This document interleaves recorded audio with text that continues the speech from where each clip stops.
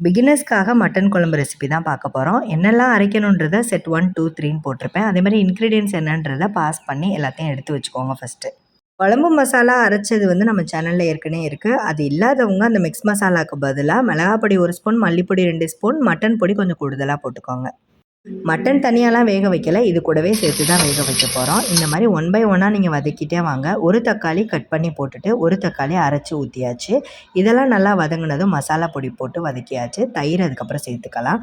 தக்காளி கம்மி பண்ணிவிட்டு தயிர் சேர்க்கும் போது டேஸ்ட் வேறு மாதிரி இருக்கும்.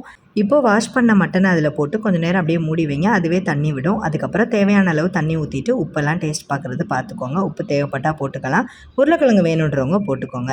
இங்கே உள்ள மட்டனை 6-7 விசில் விடணும். அங்கே ஊர்லனா வந்துட்டு 2-3 விசில் விட்டால் போதும்.